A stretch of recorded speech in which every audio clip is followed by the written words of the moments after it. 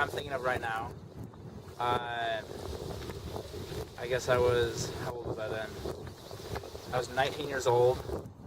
So that was only 2 years ago, 2.5 years ago, so not that long ago. But that was my second year living in Aspen. So I graduated high school in 2016, and then I took 2 years off to ski and not go to school and do fun stuff. But that second year, I ended up having, I'm not sure if you know much about Aspen, but trying to find a place to live there for a reasonable amount is practically impossible.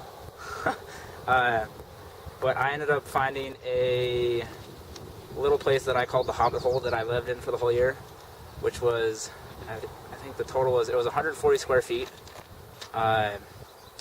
It was half underground, half above ground, because it was originally like a greenhouse for probably illegal purposes, because I assume because it's in Colorado. So it was half above ground, half underground, and to get into the door, you had to walk down some steps, like down, and then come in. And I call it the Hobbit Hole because it kind of reminded me of the Hobbit movie and how it was like half underground. And so I mean, it didn't have any running water, or the only thing it had was electricity. So I was able to, in the winter, I plugged in like a space heater so that I wouldn't obviously freeze.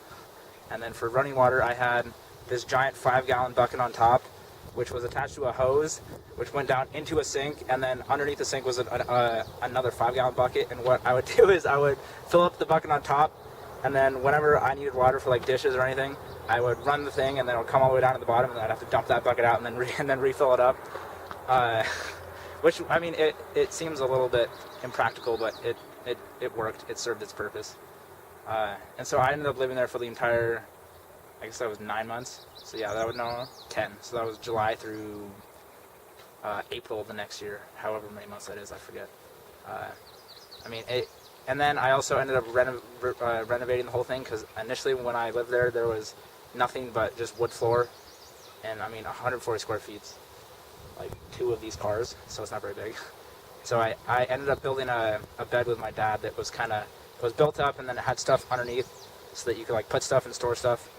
And then, I mean, it was sweet. Like for sleeping, I had, I think, like 6 blankets and a giant sleeping bag, because it would get down to like 40 degrees at night, or 35.